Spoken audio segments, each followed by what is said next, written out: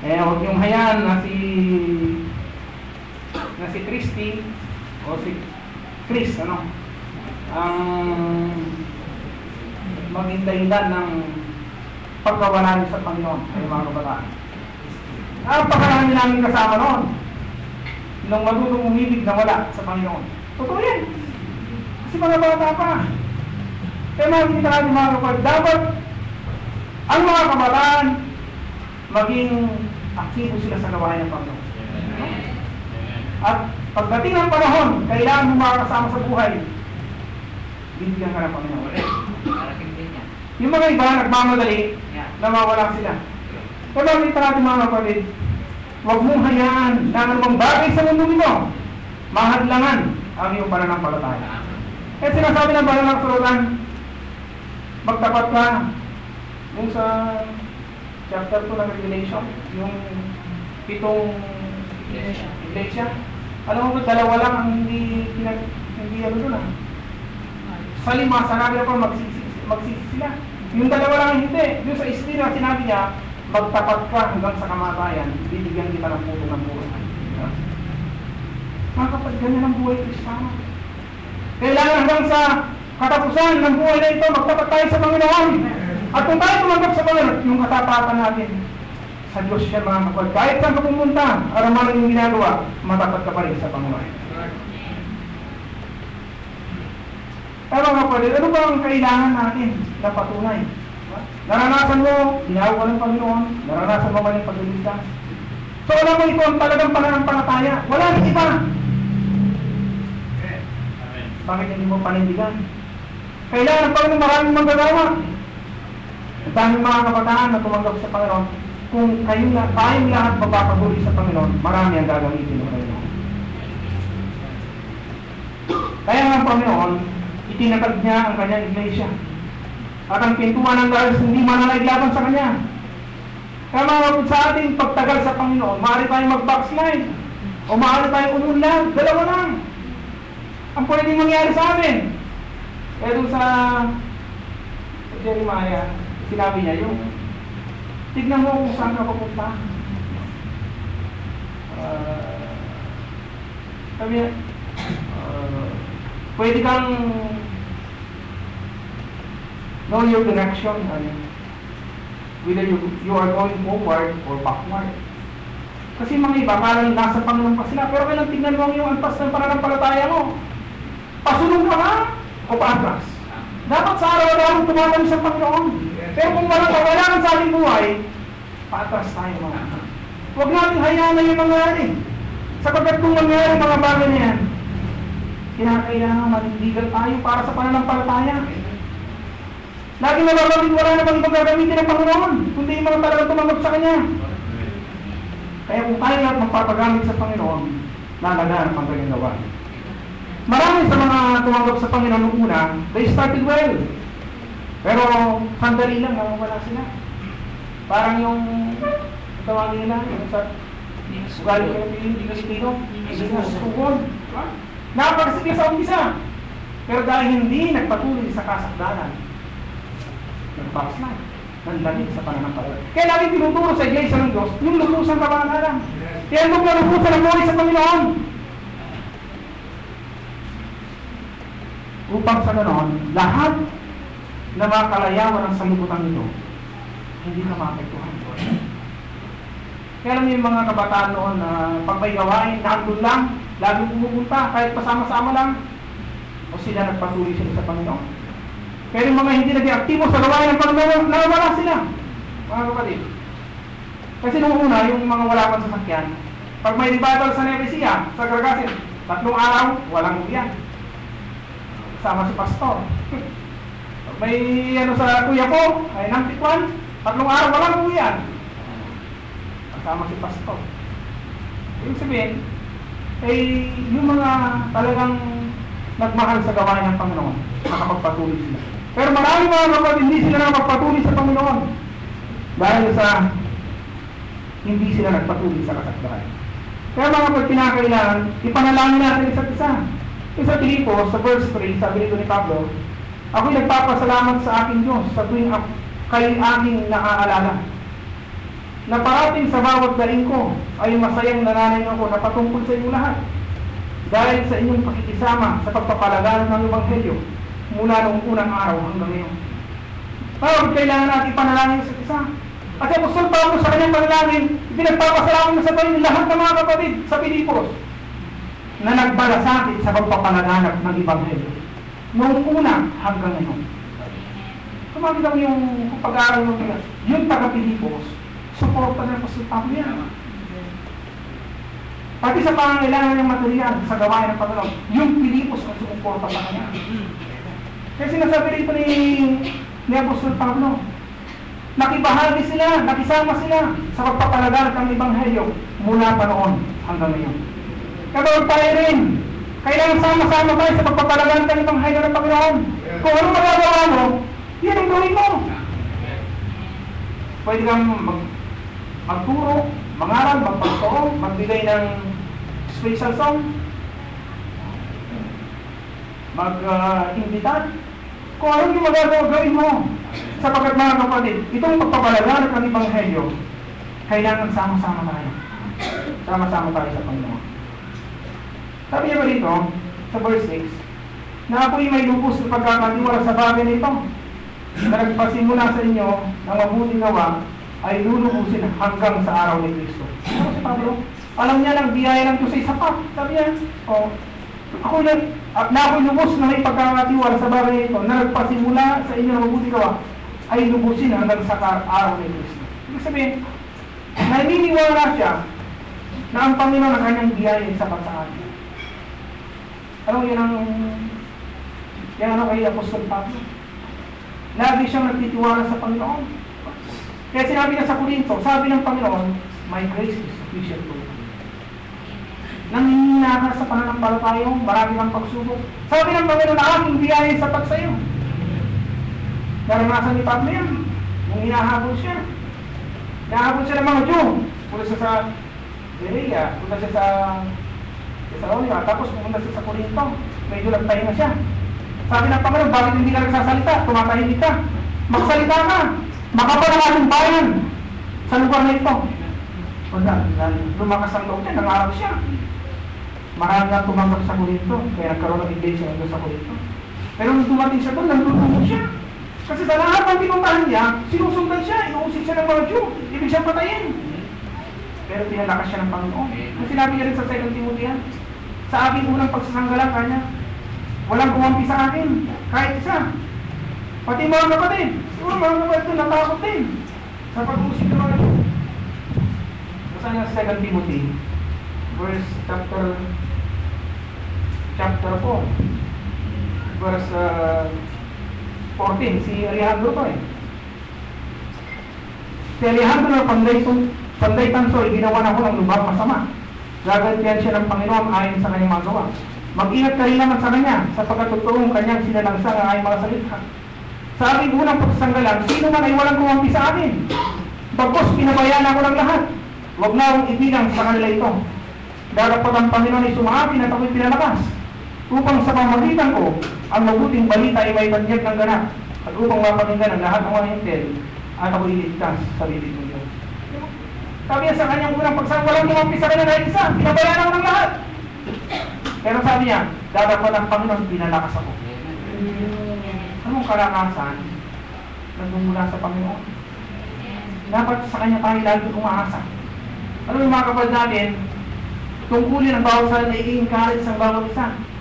Pero hindi natin alam ang kalagayan ng ating kapatid sa lahat ng oras. Hindi natin alam, may pagsubok siya, may tukso, hindi natin alam. So kailangan yung encouragement natin nagmumula sa Panginoon. Upang yung mga kapatid ko, hindi nila alam. Hindi ka nabisita, may mabigat kang problema.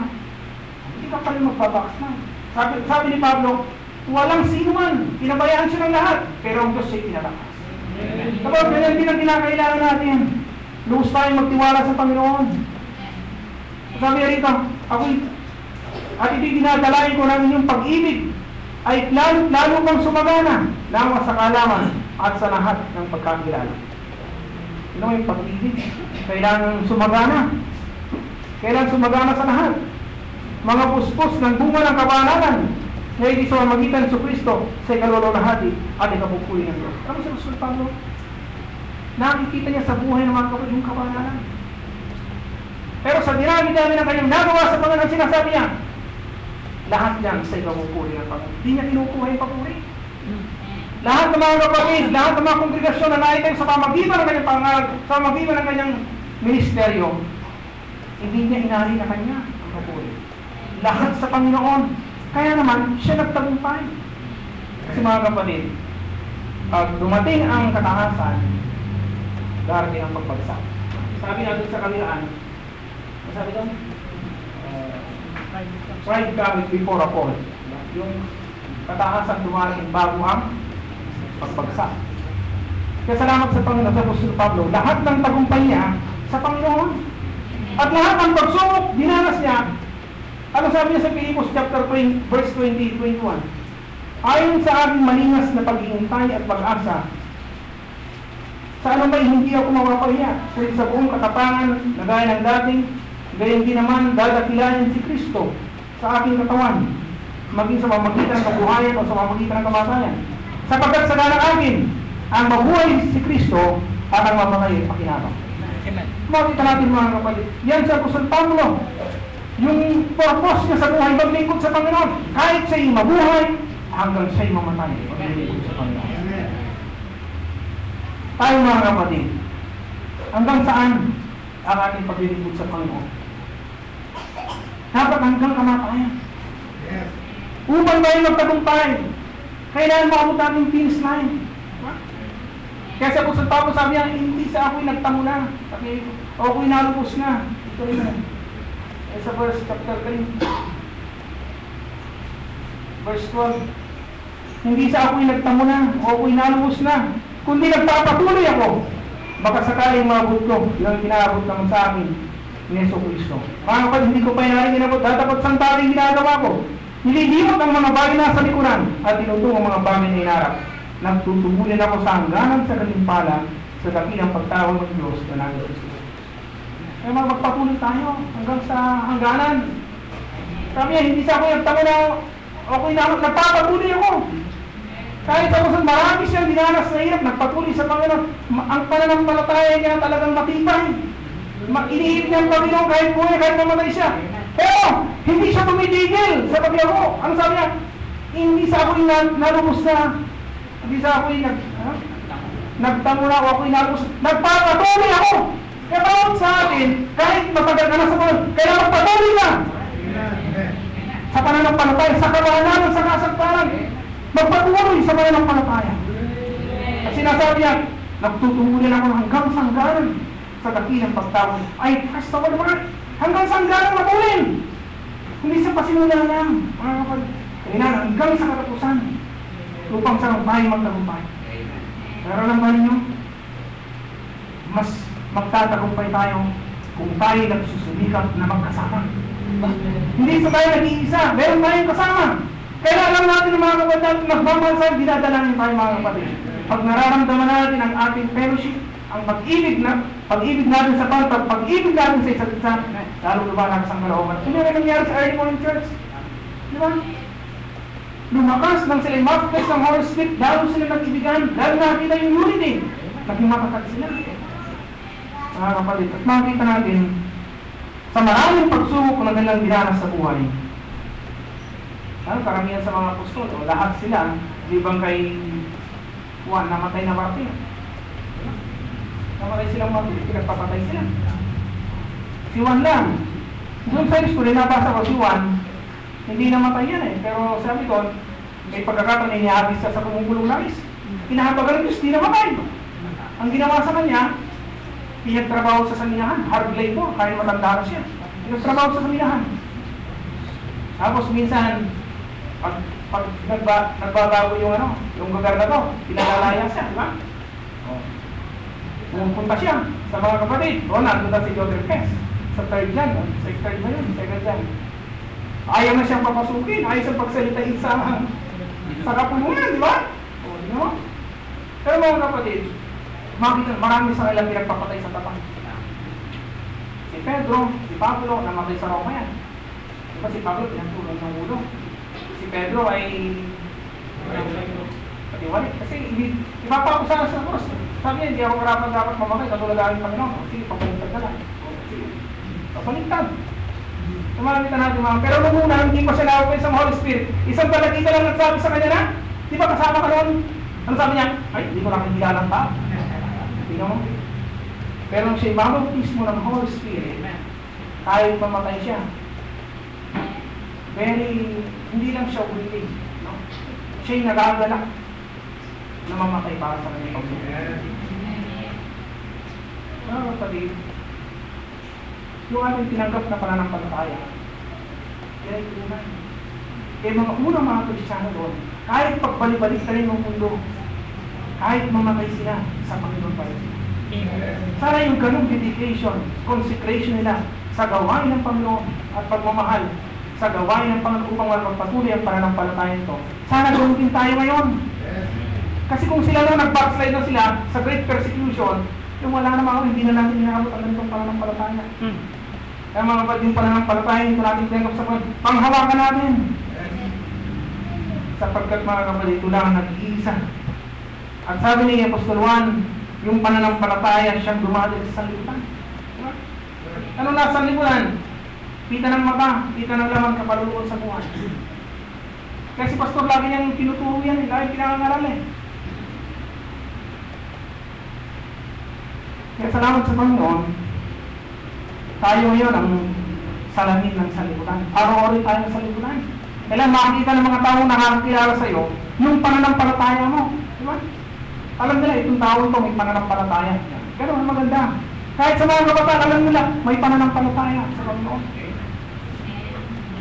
Ano sabi mo, yung pananampalataya, dumaday sa sanlibutan. Mga kabataan, daigin mo ang sanlibutan sa pamagitan ng pananampalataya sa Panginoon.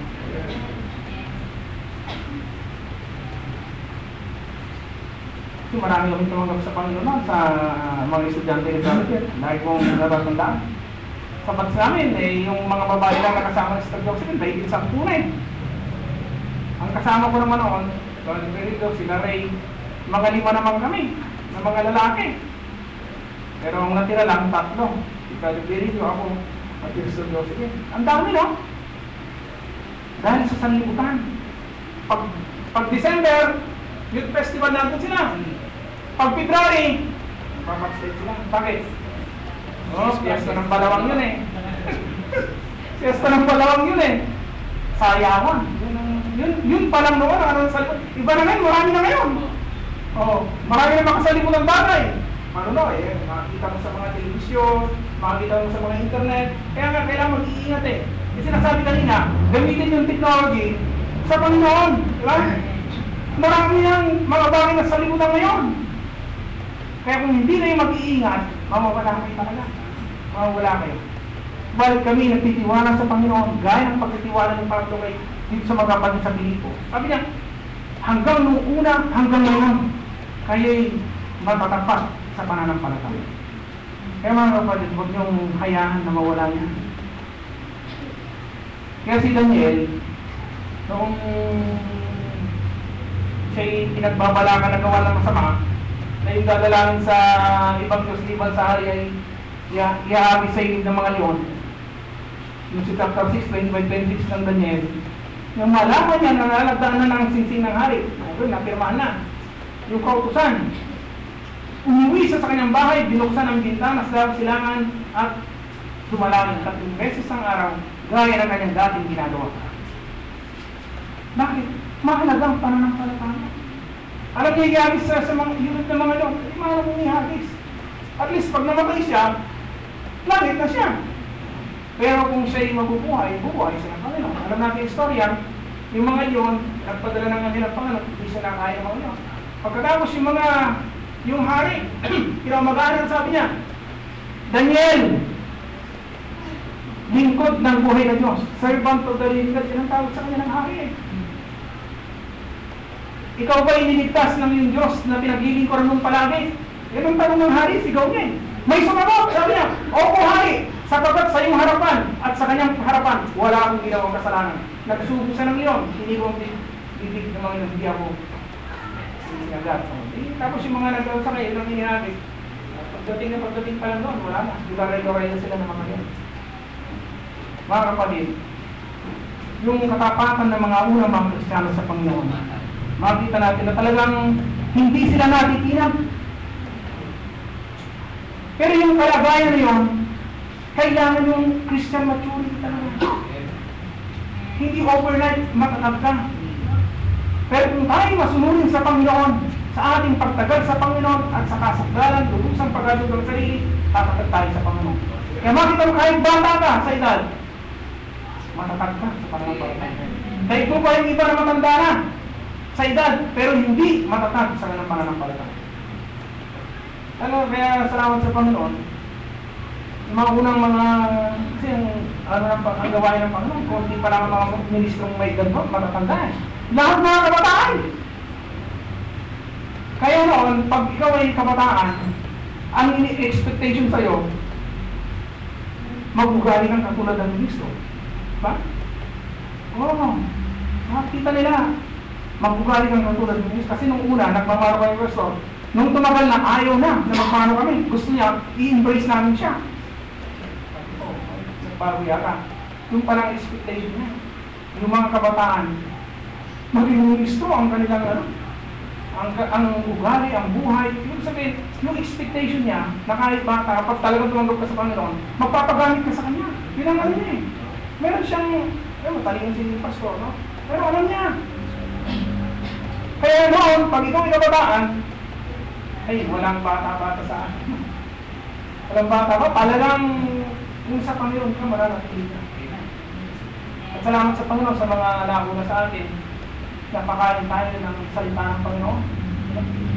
Nanoris tayo sa ating kaluluwa. Kaya salamat sa Panginoon, dito sa sinasabi dito na Apostol, na yung pagpapalaganap ng Ebanghelyo, sabi rito,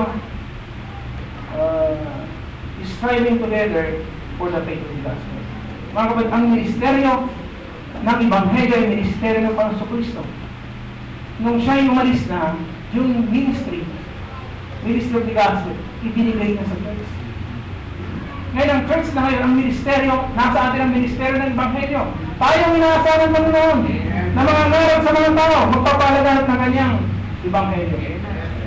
Kaya minsan sa chapter 9, 36, 37, 38 ng Matthew, ang sabi ng Panginoon, nang makita niya mga tao na nangangalat na gaya mga tupa na walang pastor. Ano sinabi niya? Idalangin niyo sa Panginoon ang aanin, magpadala siya ng maraming magdurawa. Sapagkat sa kagbuhay, ang aanihin namin marami, ngunit kakaunti lang magdurawa. Diba? Malawak ang gawain ng Panginoon. Kaunti lang ang gumagawa. Makisama kayo doon sa mga ministro na gumagawa sa Panginoon. Makibahagi kayo, makibuhat kayo sa gawain ng Panginoon. At makikita nyo, nung una pasama-sama lang mga kabataan. Pag lagi kayong sumasama sa gawain ng Panginoon, mamahalin nyo ang gawain ng Panginoon. Kasi yung pagmamahal sa gawain ng Panginoon, mga kapatid, pag nakita mo ang katotohanan at ikaw inaligtas, gusto mong ibigay ang buhay mo sa Panginoon, gagamitin ka ng Panginoon kahit anong mangyari. Kaya ang Panginoon siya yung mahanap na magagawa. Ang hinahanap niya, hindi lang yung magaling, hindi. Yung available, yung gusto mo paghahanap. At ang gusto ng Panginoon, ang ibigay natin, yung ating buong makakaya. May awit tayo nun, yung harvest ba yun? Yung talento may munti, gamitin din. Diba?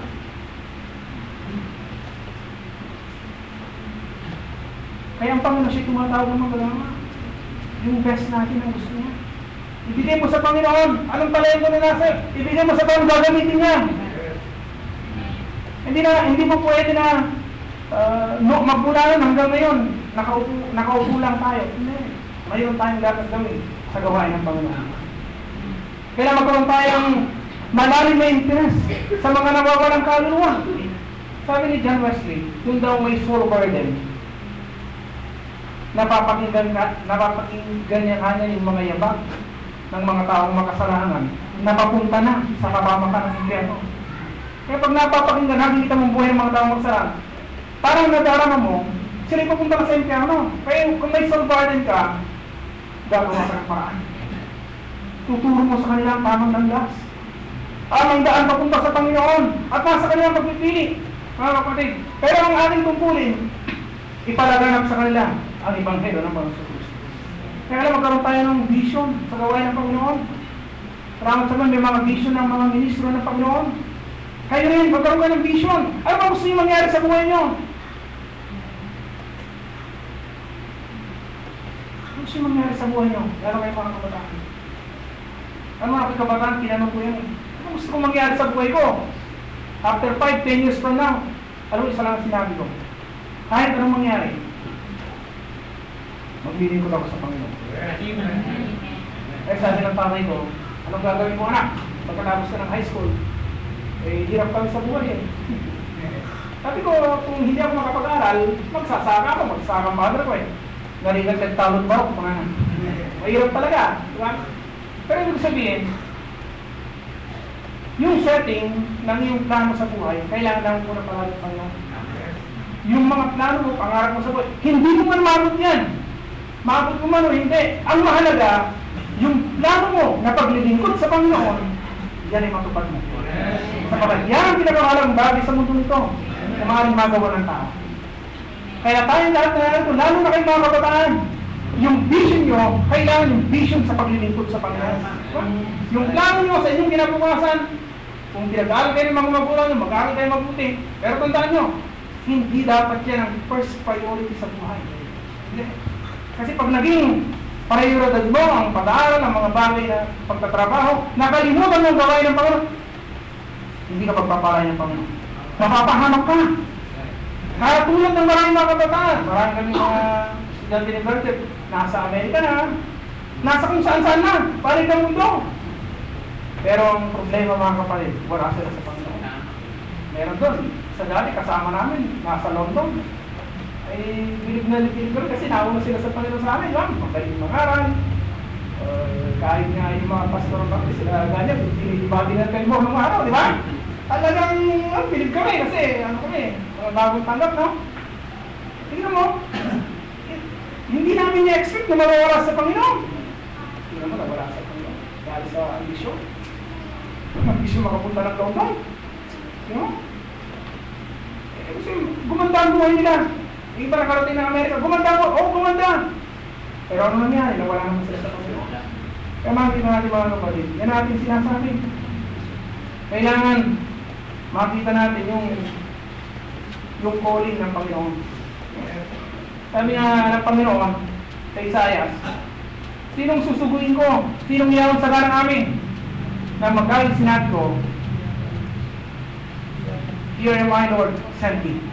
Narito ako pang suguin mo ko, sabi ni Isaias, sapagkat nakita yung tao na nilangan ng gawain ng Panginoon. At ang Panginoon sabi niya, sinong mabigyan sa inyo? Sinong iyawan sa garang amin? Nang magaling sinabi ko, narito ako, Panginoon, suguin mo ako. Mga kapatid, ang Panginoon, hinihintay niya yung ating matapat na paglilingkod sa Kanya. Ipanalangin natin na tayong mga tumanggap sa Panginoon ay magpatuloy sa pananampalataya. Ipanalangin natin ang mga kabataan natin na sila talagang ibigay nila ng dalugos ng dalang buhay sa Panginoon, sila ipaglamit sa Panginoon. Bakit natin sinasabi yan? Yan din ang sinasabi sa amin ni Pastor nung araw. Kayong mga kabataan, kayong gagamitin ng Panginoon pagdating ng araw. Totoo nga, nang wala na si Pastor, yung mga kapatid, middle age. Sino susunod sa mga tumatanda mga ministro? Siyempre kayo mga kabataan naman, di ba? Pero kung kayo hindi kayo magiging matapat sa Panginoon, after this generation, wala nang susunod. Kung hindi kayo magiging matapat sa Panginoon, yung susunod sa inyong generasyon, wala nang ganitong pananampalataya. Hindi ba nakikita yan? Na ang mga ministro ngayon ay mawawala rin. At kayo na ang susunod. Pero yung generation ninyo na ito, mga kabagat, kung hindi kayo maging matapat sa Panginoon, yung mga susunod na generasyon, wala nang ganitong pananampalataya. Kasi hindi nyo pinagpatuloy ang inyong paglilingkod sa Panginoon. Hindi nyo pinaglaban ang pananampalataya nito. Na mga kapatid, malaki ang inaasahan sa atin ng Panginoon.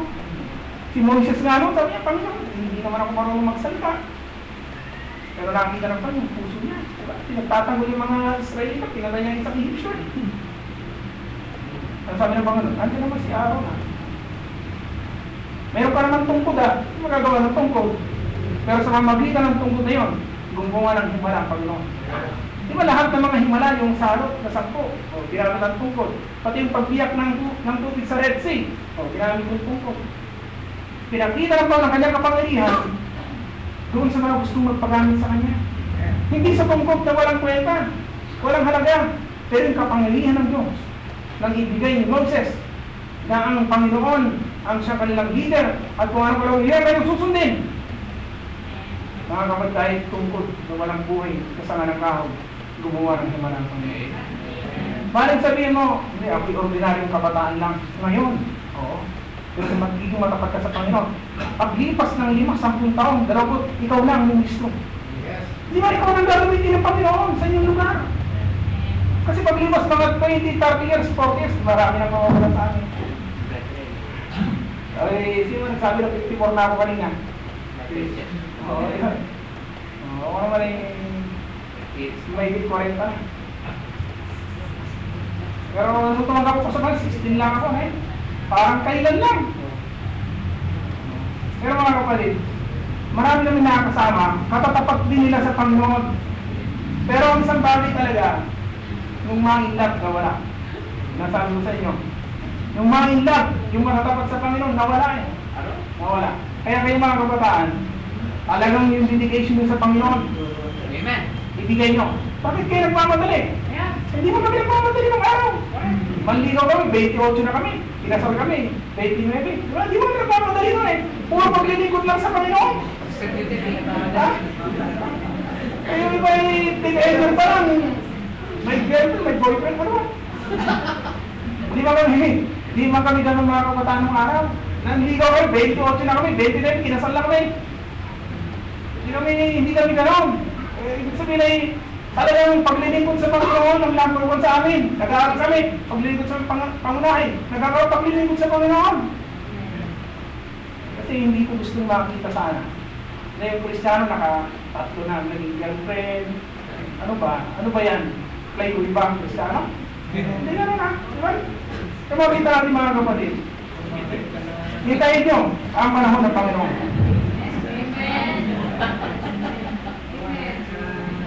Mga kapatid, ang mga apostol at si Pablo, palagi sila sa prayer meeting. Alam sa prayer meeting, magmula lang ako tumanggap sa Panginoon, yung midnight prayer meeting, malaking bahagi ng buhay ko yan. Pag prayer meeting, walang mitis yan, nilalapit ko ang sarili ko sa Panginoon.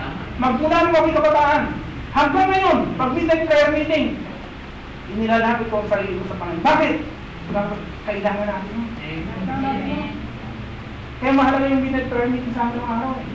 Ngayon, mga early morning church, yung napag-aral natin ganyan, sa Acts chapter 6, sa Acts chapter 12, nung may problema sila kay Pedro, di ba prayer meeting sila? At nilabas ng ngayon si Pedro mula sa bilangguan dahil sa pagkakaisa ng panalangin niya. Kaya mga manalangin tayong sama-sama, lagi sa Panginoon. Pag may mga problema, may text na yun, o si ganito, nagka-problema. May gawain dito, may anniversary, may revival. Malaking bagay yan. Manalangin tayo sama-sama sa Panginoon. At yung ating fellowship, huwag natin pababayaan. Huwag natin pababayaan yung ating pagkakaroon. Kaya si Pastor, sabi niya, di mga kongregasyon sa West sa Paligi, pati Hero na nagkanya-kanya na Dati kasi, pag umaga ng linggo, nandun kami sa bayan. Paghapon lang kami sa baryo namin Tapos yung dumating pa lang, ewan kung sinong nagsuggest, na umaga na kami ng linggo. So parang balawang lipa ko, gano'n lang. Hiwalay ko talaga sa paligid. Kasi tuwing umaga ng linggo, wala na kami doon. Sabi ni Pastor, ay hindi pwede ganyan. Ano gawin natin? Midnight prayer meeting 1-1. Tapos may last Sunday of the month, sama-sama tayo. Parang yung fellowship, hindi na wala. Pero kami sa West parang balawang lipa ko tuwing gabi ng linggo. Service prayer, mula noon hanggang ngayon. Kasi yung pagsasama-sama ganito, mahalaga yan. Para nagkakausap tayo, sama-sama sumasamba sa Panginoon, yung ating pag-iibigan, hindi lumalaki. Lalo mo rin yan. Kaya nung magkaroon ng problema, walang pagkakabahagi. Actually, pamilya lang naman ni Kuya Garping. Yung asawa niya lang at anak niya sumama sa kanya. Mga kapatid sa panito, walang sumama. Bakit? Kasi kahit wala na si pastor, yung fellowship, natin. Pero kung tayo naman, di ba, nung ano, na kanya-kanya na tayo, diba? Recuerdo, Bimba, yun ang malapit eh. Kirona, tapos barang balawang ipa ako paligid. Halimbawa, wala nang joint fellowship. Baka inisa-isa na tayo, magkilutahan, di ba? Kaya makikita natin mga kapatid, ganun kahalaga yung fellowship. Kaya sinasabi din ng Pastor Pablo, sa taga-Corinto, anong sabi niya? Ay sa taga-Pilipos, sabi niya rito, na kay mabalitaan ko yung kalagayan, na kay matitibay sa isang espiritu, magkaisa ng kaluluwa, na nagsisikap sa pananampalataya sa Ebanghelyo. Para gawain ng Panginoon ito. Hindi gawain ng tao ito. Pag binigay mo, kung makakaya dito, ang pupurihin dito ang Panginoon. At kung may mga ginagamit mo ng Panginoon, tandaan mo. Alam mo, dapat ipanalangin din natin siya. Ay mga, hindi ka, wala ka pang pagkakataon, hindi ka nabuto, hindi ka nangahan, hindi ka ginagamit pa, nagsasalita sa harapan. Pero kung kunin mo bilang kabahagi sa Biblia, itanangin mo siya. Kasi may mga pagsubok din yun tulad mo. Alam mo yung mga membro, di ba? Kasi salamat sa ganito ang pagsubok ko. Yung mga pastor, hindi mo manaragin na sila yung pagsubok. Pero tulad mo, may pagsubok din yan. May nakapamilya din yan. Lahat din na sa kanila. Pero hindi sila pwedeng sabihin na ganito. Kasi sa Panginoon sila umaasa. Pero pag narinig nila, dinadalahan mo sila, sinusuportahan mo yung i-encourage mo, yung gawain na pinagkaloob sa kanila ng Panginoon ay nire-recognize mo at sinusuportahan mo sila, lalong lalakas ang loob nila na lalong pagamit sa Panginoon upang lalong lumaganap ang Ebanghelyo ng Panginoon. Pagdating ng araw, ikaw naman ang susunod na gagamitin ng Panginoon. Kaya sabi niya, sama-sama pagkaisa natin magsulitan dahil sa pananampalataya pangalaga ng Ebanghelyo ng Panginoon. Kaya mga kapatid, ating napag-aralan sa hapon ito. Para makita natin na ganito kumikilos ang iglesia. Magkakasama. Kung hindi ka mainit, hindi ka nakakatulong sa iglesia. Pero kung mainit ka sa pananampalataya, malaki ang bahagi mo sa inyo. Salamat sa Panginoon sa hapon ito. Bigyan natin kay Tatay Frank. Tayo natin tumayo.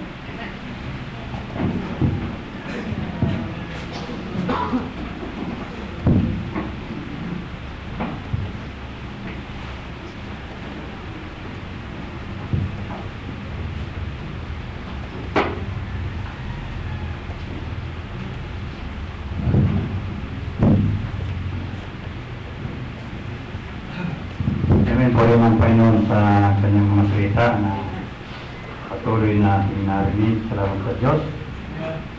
Napakabuti ng Diyos natin. Patuloy siya ng itinahap. Salamat sa alam kong may palata na ating Panginoon.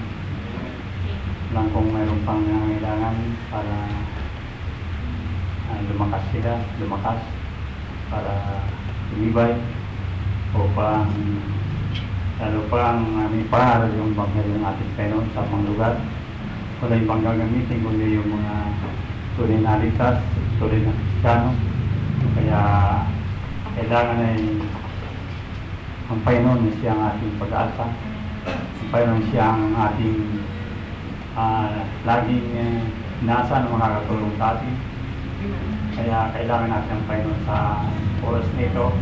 Lumapit tayo sa Panginoon para lalo pa tayong magkatibay ang ating pananampalataya. Nawa yung pananampalataya yung pagkaloob ng Diyos sa atin ay manatili tayo at alam kong magagamit tayo natin. Kaya maraming salamat sa Panginoon. Tayo ay agit ng pagtawag. Agit natin yung itulat. Cristo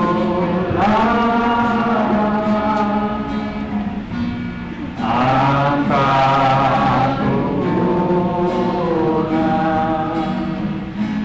si Cristo lang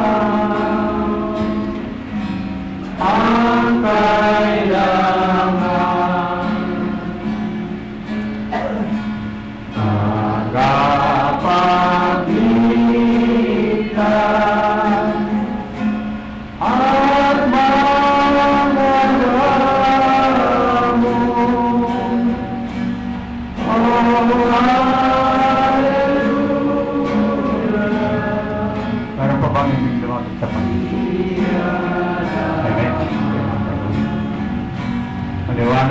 salita ng Panginoon na nagsasabi sa bawat isa sa atin. Hindi kayo, lumapit tayo.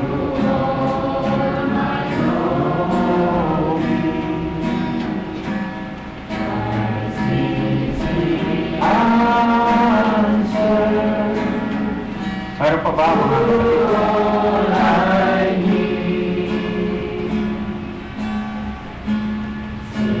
Your baptizer, the great physician,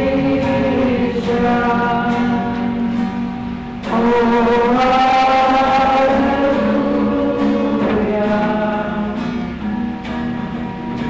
is all I need. Pwede pa yung Tagalog. Meron pa bang hindi lumapit sa Panginoon?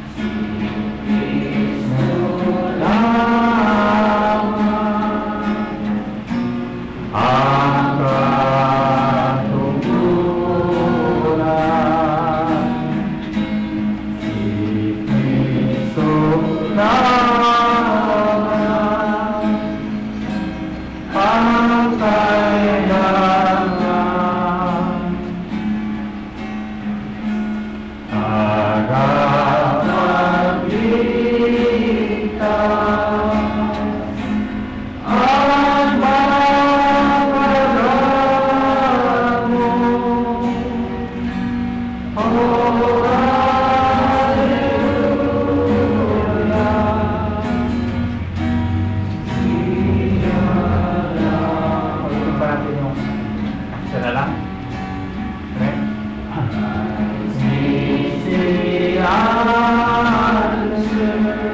yung hindi nakalapit kanina, malayang lumapit. Kailangan natin tayo sa ating mga buhay. Okay? Ano po ba? Hindi lumapit sa Panginoon. Upang magamit tayo ng lubusan sa Panginoon, kailangan ang Panginoon ng siyang ating kapitan para tayo palakasin ng Panginoon.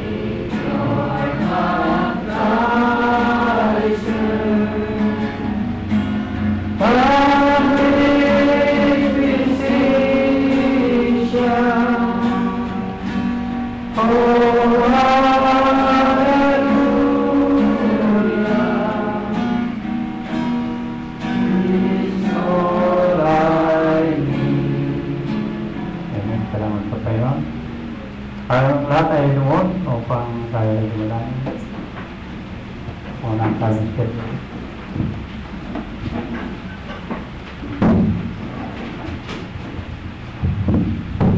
Maraming Diyos na mga pangyayari ng Diyos.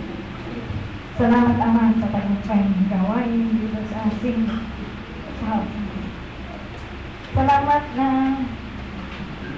laging sapat ang inyong biyaya. Salamat sa mga kabataan nito na lumapit sa inyo. Salamat na nakita po nila ang pangailangan ng mga manggagawa sa inyong dakilang gawain. Tulungan mo sila. Masabi nila, maglilingkod ako hanggang sa wakas ng ating buhay. Masabi po nila, mayroong maliit na talentong nasa kanila. Buong kaya nilang gagawin para sa iyo. Salamat sa mga salita mo na aming narinig. Salamat Ama na hindi nagbabago ang inyong hamon. Mula ng kami kababangan hanggang sa araw nito. Ang mga kabataan ito, pag-asa mo ngayon. Ang mga kabataan ito ang tinatawag mo pang magpatuloy ang ebanghelyo ng aming Panginoong Jesucristo. Ang mga kabataan ito, hindi yung talento nila, hindi yung karunungan nila, kundi their greatest ability is their availability. Sana lagi po silang available pag tinatawag mo sila sa inyong gawin. Sana wag po nilang ipagkait ang kanilang mga talentong itinagdalaw po. Sana wag po nilang ipagkait ang kanilang mga oras.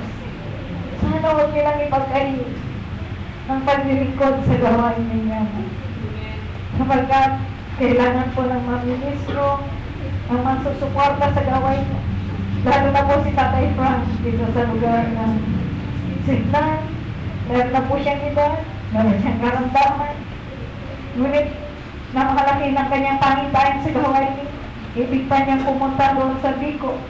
Sana meron ng himuin na mga kabataan na kasama niyang maglilingkod sa mga lugar na kanyang iniisip puntahan. Meron siyang gawain sa Sariaya, meron silang gawain sa iba't ibang bahagi ng lugar na ito. Tulungan mo po ang mga kabataan ito na lumapit sa inyo, maaaring sa katarungan. Malawang ang gawain niyo doon, marami ang mga kailangang umabot, marami ang mga nangangailangan ng kaligtasan. Ang kanilang mamahal sa buhay na hindi pa po tumanggap sa inyo. Tulungan mo na sila, lahat kami na nakarinig na inyong mga salita ay maging karapat dapat ang pamumuhay namin sa Ebanghelyo ng aming Panginoong Jesucristo. Sa pagiging tapat ng mga ministro.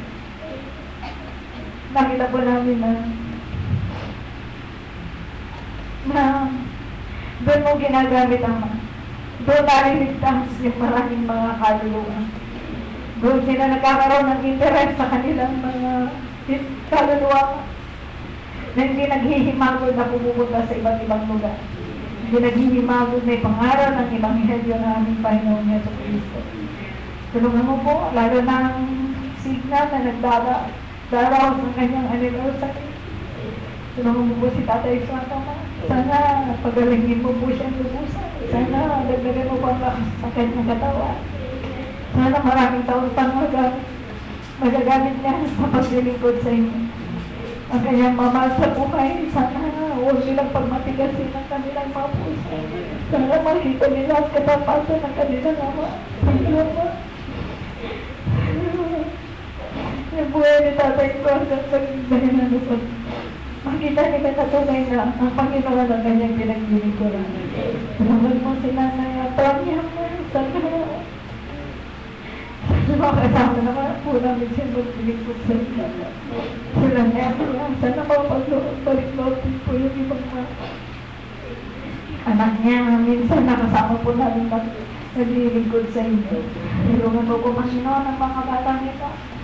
Makipagtipan po sila sa inyo. Gumawa sila ng covenant sa inyo. Kayong dalawa lang sa inyo sila mga ako, hindi sa tao. Gawin nila huwag sa salita, kundi gawin nila sa gawa. Sapagkat naman, napakalawak ng gawain, napakaraming Pilipino, napakaraming tao dito sa Metro Manila na walang pansin sa kanilang mga kaluluwa. Kundi ang nilang inaasahan yung mga talagang naligtas mula sa kasalanan. Yung mga hindi lumapit na mga kabataan, sana nakita rin nila sa hapong ito na kailangan mo sila sa inyong gawain. Sana makita po nila na itong pinakadakilang gawain na magagawa po namin sa sanggunilan nito.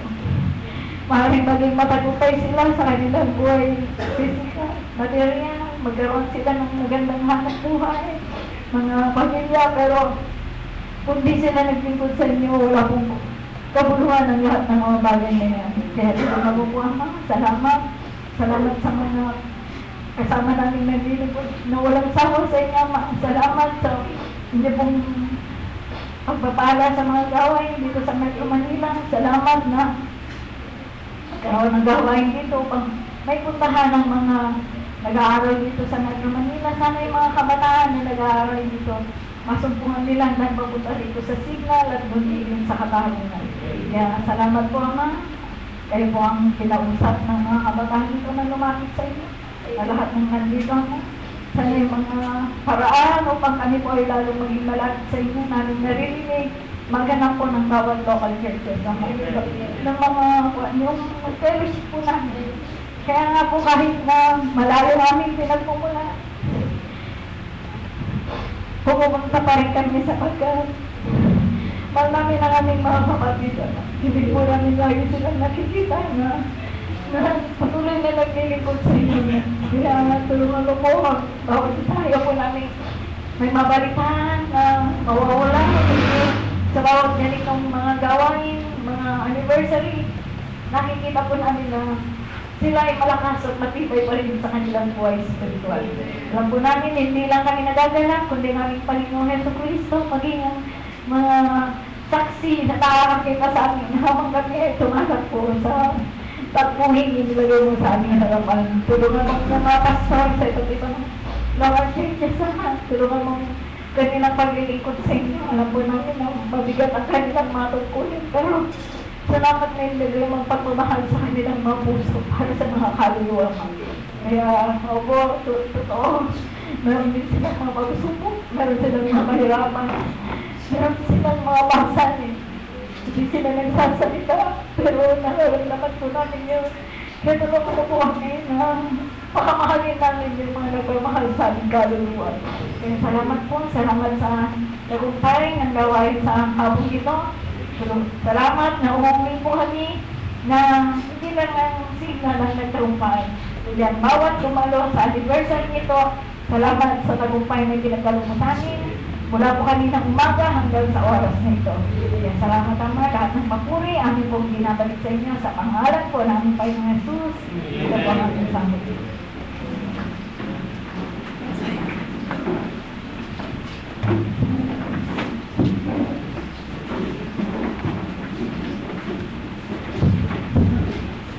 Ngayon po, ang panahon sa patuloy na pagkilos ng pagsasabi sa atin. Salamat sa mga kaluluwa ng mga pili. Ngayon ay kung na tayong mayroong kung paano binusog ng ating kaluluwa ay mayroon din para sa ating kaluluwa.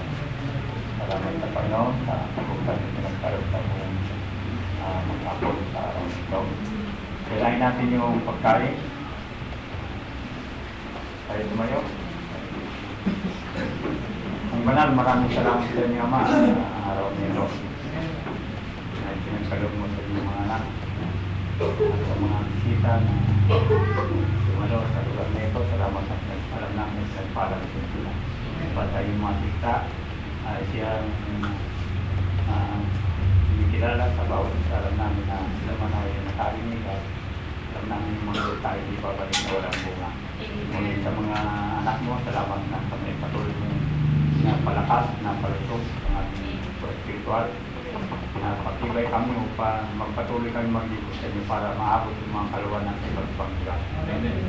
Kung ito, maraming salamat sa inyo. Mayroong pagkain para sa amin. Kaya katawan na lahat po namin pasan mo ma na iyong mapagpalang ang kamayong pag-ibig sa tuloy mag-ibig ng kalakatan. Kalusugan sa amin itong lupa upang patuloy na magamit mo sa inyong basan. Maraming salamat sa inyo. Kasi aming dalangin sa panahon sa inyo. Amen.